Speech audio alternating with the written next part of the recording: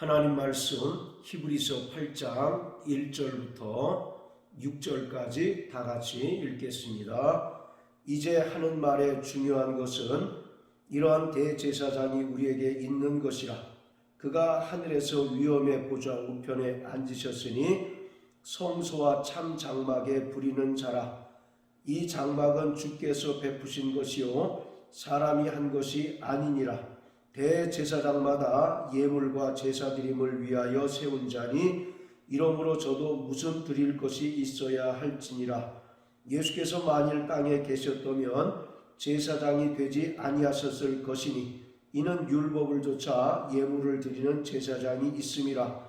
저희가 섬기는 것은 하늘에 있는 것의 모형과 그림자라. 모세가 장막을 지으려 할 때에 지시하심을 얻음과 같으니 가라사대 삼가 모든 것을 산에서 내게 보이던 본을 조차 지으라 하셨느니라. 그러나 이제 그가 더 아름다운 직분을 얻으셨으니 이는 더 좋은 약속으로 세우신 더 좋은 언약의 중보시라. 아멘.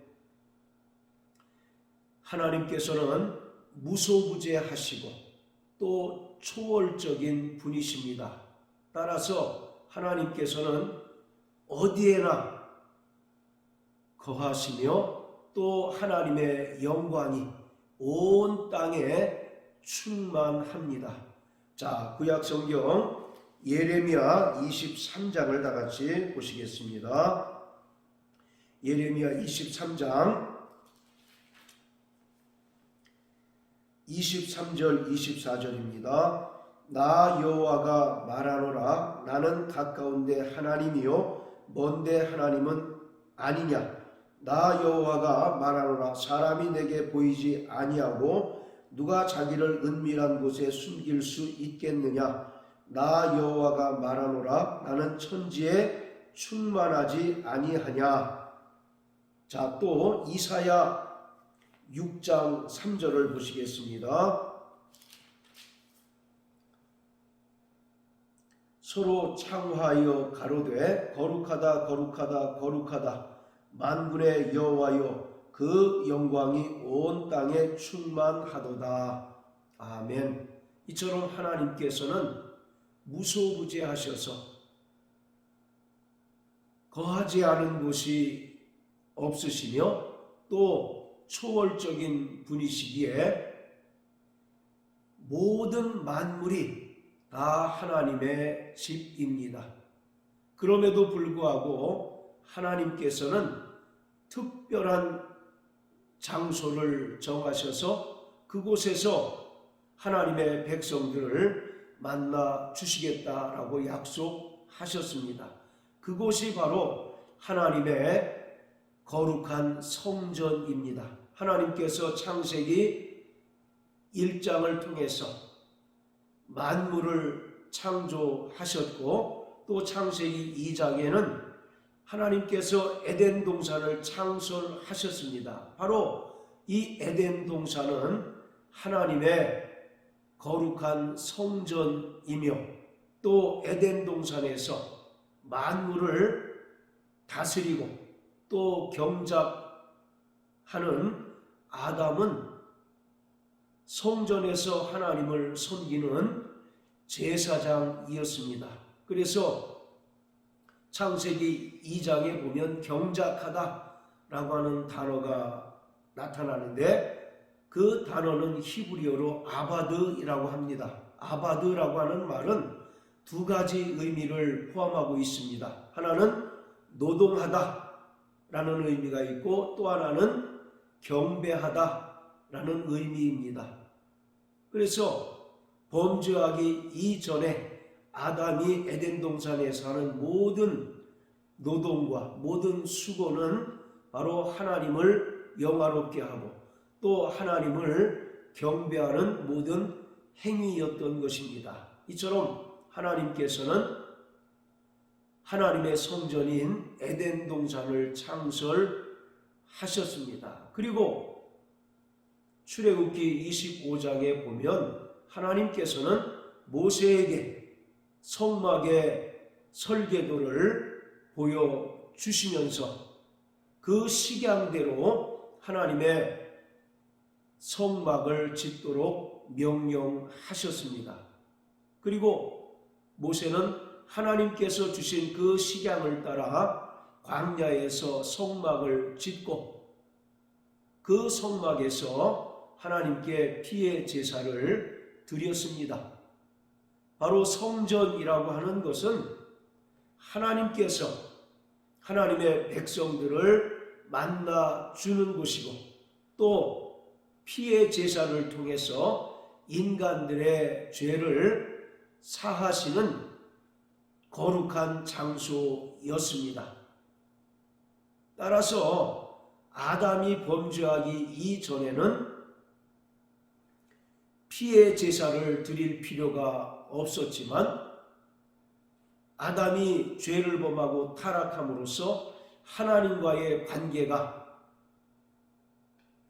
단절됐을 때 하나님께서는 피의 제사를 요구하셨고 또 짐승의 피로서 제사를 드릴 때 하나님께서는 인간의 죄를 사해 주시고 또 죄로 인하여 끊어진 관계를 다시 회복시켜 주실 것을 약속하셨습니다. 그래서 하나님께서는 모세에게 식양을 보여주시고 그 설계도대로 성막을 짓도록 명령하셨습니다.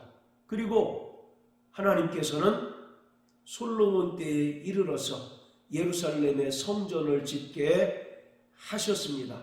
그러나 이 성전이 BC 586년에 바벨론에 의하여 돌 하나도 돌 위에 남지 않을 정도로 완전히 파괴되어 버리고 말았습니다. 그리고 이스라엘 백성들이 바벨론에 70년간 포로 생활을 하게 되었고, 그렇지만 하나님께서 이스라엘에게 은혜를 베풀어 주셔서 70년이 참에 다시 그들에게 예루살렘으로 돌아가게 하셨고 또 예루살렘에서 성전을 짓도록 명하셨습니다. 그래서 스룹바벨에 의하여 예루살렘 성전이 지어지게 되었습니다. 그래서 솔로몬의 성전을 제1성전이라고 하고 또 스룹바벨에 의하여 지어진 성전을 제2성전이라고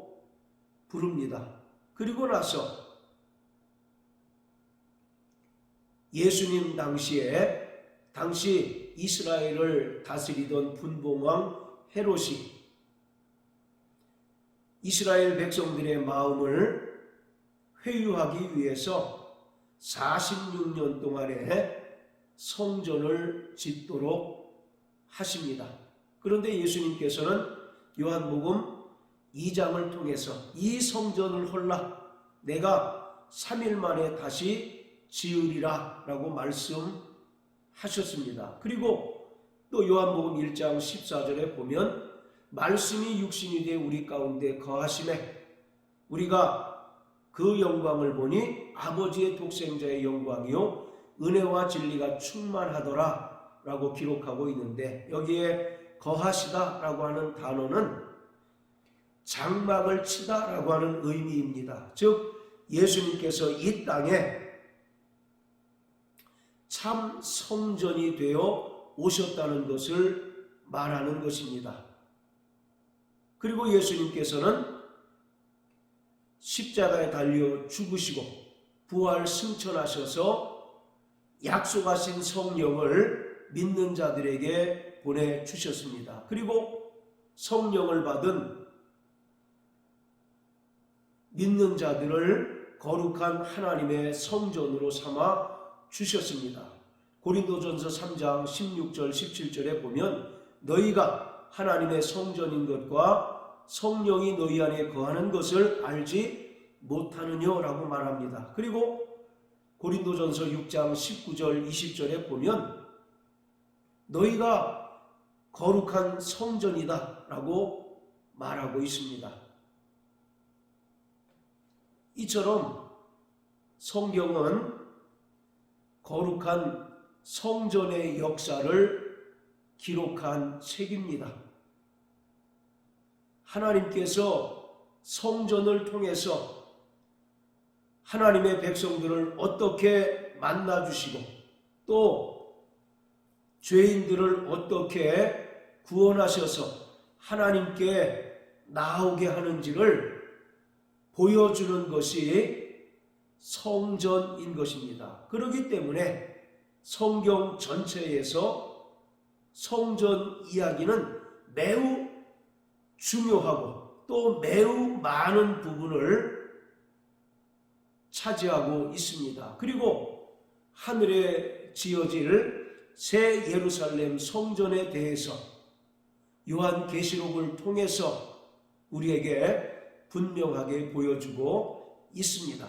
이처럼 하나님께서 태초에 천지를 창조하셨고 에덴 동산을 창설하셨는데 바로 이 에덴 동산은 하나님의 성전이고 또 하나님께서는 모세를 통해서 또 솔로몬을 통해서 성막과 성전을 짓게 하셨습니다.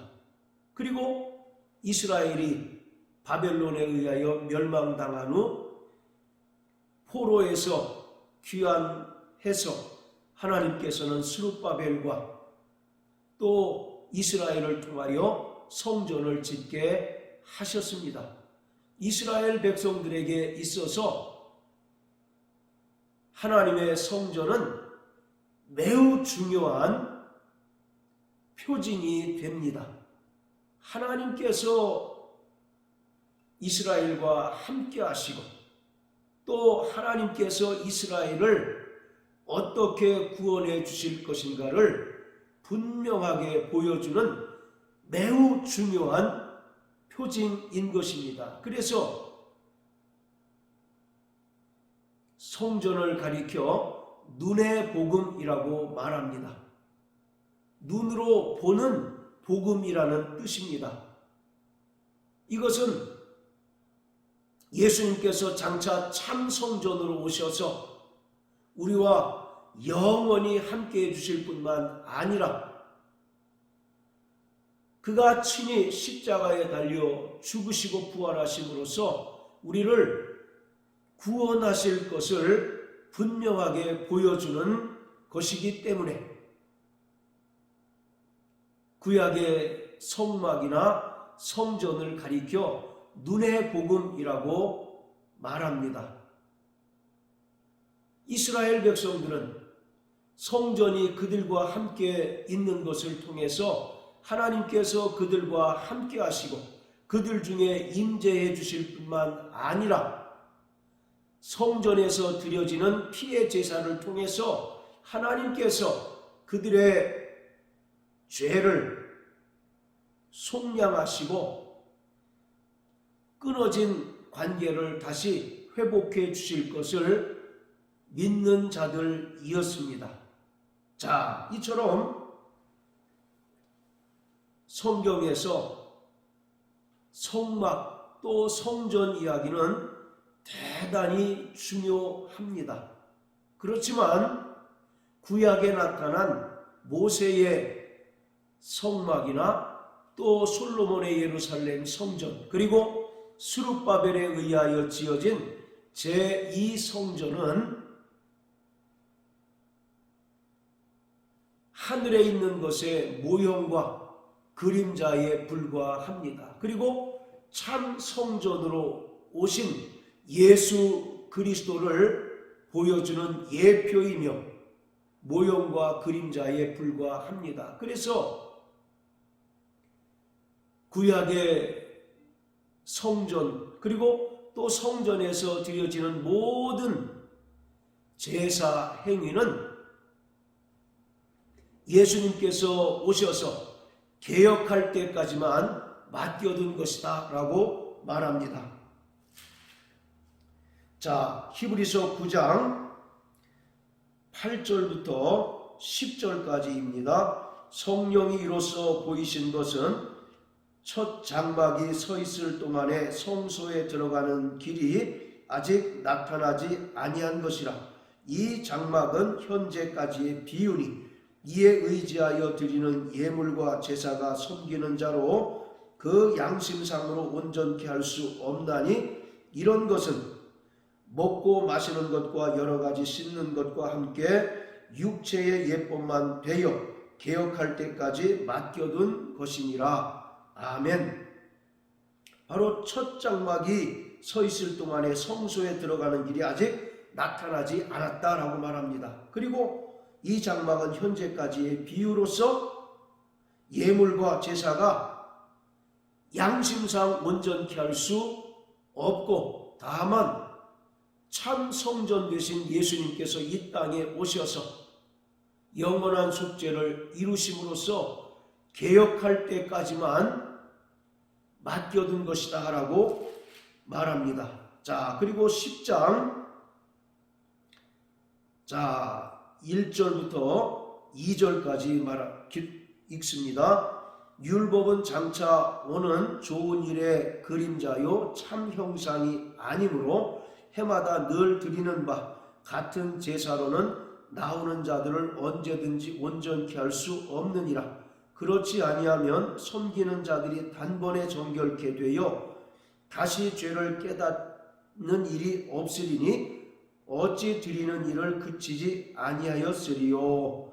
자, 율법은 장차 오는 좋은 일의 그림자요 참 형상이 아니다라고 말합니다. 따라서 율법에 속한 첫 장막, 즉 모세의 성막과 솔로몬의 예루살렘 성전은 참 성전으로 오시는 예수님을 보여주는 모형과 그림자에 불과하다라고 말씀하고 있습니다. 자, 이처럼 구약의 성막은 예수님을 보여주는 예표이며 또 하늘에 완성될 하늘 성전의 모형과 그림자입니다. 그리고 그곳에서 이루어지는 모든 피의 제사는 장차 예수님께서 큰 대제사장으로 오셔서 자기 몸을 단번에 들이심으로써 영원한 속죄를 이루실 것에 대한 예표인 것입니다. 오늘 본문은 그러한 이야기를 하고 있습니다. 히브리서는 신약 속의 출애굽기라고 할 만큼 성전 이야기를 하고 있습니다. 말씀드린 것처럼 유대인들에게 있어서 성전은 그들의 삶에 있어서 가장 중요한 요소입니다. 그렇기 때문에 그들은 성막에 대해서 너무나 잘 알고 있고 또 성전을 사모하는 열심이 그들에게는 너무나 간절했습니다. 그러한 유대인들에게 히브리서 기자는 구약의 성전과 이 땅의 참 성전으로 오시는 예수님을 비교함으로써 예수님께서 더 좋은 언약을 세우셨고 또 하늘로 올라가셔서 더 좋은 언약의 중보자가 되셨음을 논증하고 있습니다. 자, 1절에 보면 그가 하늘에서 위엄의 보좌 우편에 앉으셨다라고 말합니다. 예수님께서는 이 땅에 사람으로 오셔서 죄인들을 위하여 친히 십자가에 달려 죽으시고 부활하셨습니다. 그리고 하나님 아버지께서 그를 다시 죽은 자 가운데서 살리시고 또 하늘로 올리우사 영광의 보좌에 좌정하셨습니다. 이것을 빌립보서 2장 9절부터 11절까지를 통해서 바울은 자세하게 설명하고 있습니다. 십자가에 달려 죽기까지 복종하신 하나님의 아들을 하나님 아버지께서 다시 살리시고 또 하늘로 올리우사 영광의 보좌에 좌정케 하신 후에 만유를 통치하시는 만유의 주가 되게 하셨다라고 기록합니다. 그리고 2절에 보면 성소와 참 장막에 부리는 자라, 이 장막은 주께서 베푸신 것이요 사람이 한 것이 아니다 라고 말합니다.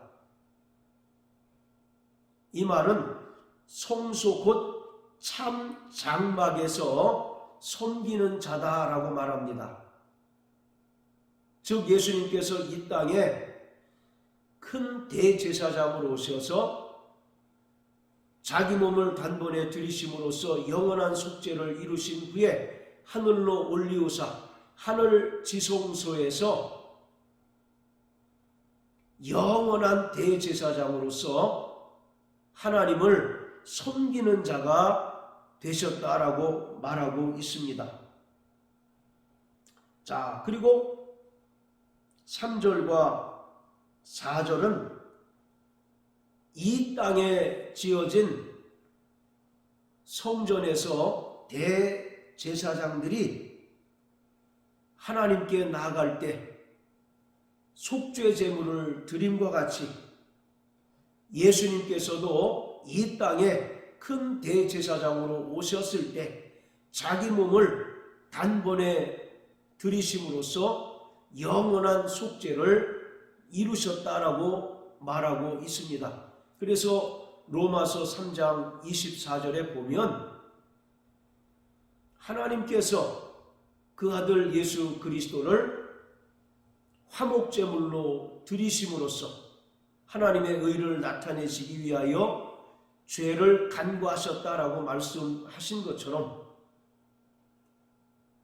구약 레위계통에 속한 대제사장들이 하나님께 나아갈 때 속죄 제물을 드림과 같이 예수님께서도 큰 대제사장으로 오셔서 자기 몸을 단번에 희생 제물로 드리셨다는 것을 말합니다.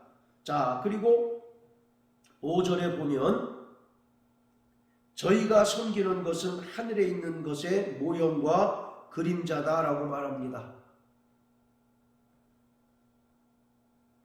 이 땅에 세워진 성전은 하늘에 있는 것의 모형과 그림자며 또 참 성전으로 오신 예수 그리스도를 보여주는 예표이며 또 성전 안에서 대제사장이 하나님께 드리는 속죄의 제사 또한 하늘에 있는 것의 모형과 그림자이며 또 예수님께서 영원한 속죄를 이루실 것을 예표하는 것이다 라고 말합니다. 그리고 6절에서는 그러나 이제 그가 더 아름다운 직분을 얻으셨으니 이는 더 좋은 언약으로 세우신 더 좋은 언약의 중보시다 라고 말합니다. 그가 하늘로 올리우셔서 하늘 지성소에서 영원한 대제사장이 되셔서 하나님을 섬기심으로 더 좋은 더 아름다운 직분을 얻으셨고 더 좋은 언약의 중보자가 되어 주셨다라고 말합니다. 여기서 더 좋은 언약이라고 하는 것은 누가복음 22장 20절에서 예수님께서 제자들과 함께 만찬을 하시면서 하셨던 말씀처럼 피로써 세우신 새 언약을 말합니다.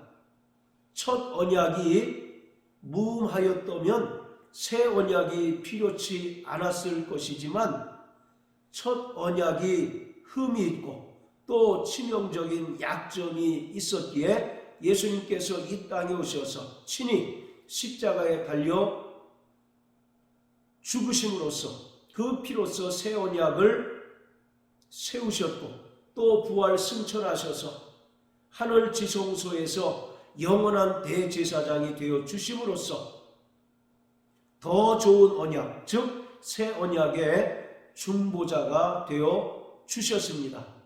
그래서 로마서 8장 34절에 보면 죽으셨을 뿐만 아니라 다시 살아나신 이가 하늘 보좌에서 구원받은 성도들을 위하여 간구하신다라고 말씀합니다. 이처럼 예수님께서는 이 땅에 멜기세덱의 반차를 따라 큰 대제사장으로 오셔서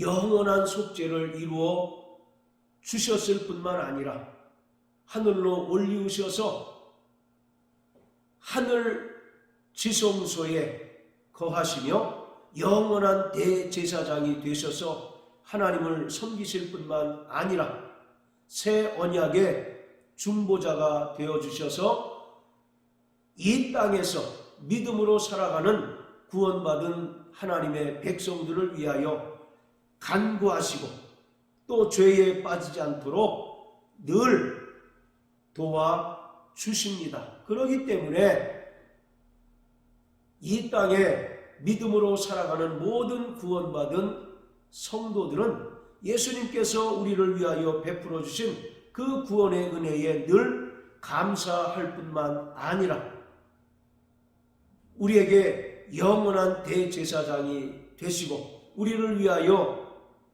하늘 보좌에서 중보하시는 그 예수님의 도우심과 그 은혜로 말미암아 날마다 세상에서 승리하는 자가 되어야 합니다. 오직 하나님과 인간 사이의 중보자는 이 땅에 사람으로 오신 예수 그리스도 한 분밖에 없습니다. 그로 인하여 우리의 기도가 하늘 보좌에 상달되며 또 예수님께서 우리를 위하여 친히 간구하심으로 말미암아 그 은혜와 또 그 긍휼하심을 인하여 우리가 세상에서 죄와 싸워 이길 수 있고 또 성도를 향하여 거세게 도전하는 모든 악령들의 괴계를 능히 대적하며 승리할 수 있는 것입니다. 그러므로 사랑하는 성도 여러분, 일평생 영원한 대제사장이 되어주신 예수님의 은혜와 또 그가 베풀어 주신 사랑으로 말미암아 이 세상에서 날마다 승리하며 온전히 하나님의 영광을 위하여 살아가는 믿음의 성도 되시기를 예수 이름으로 축복합니다. 할렐루야.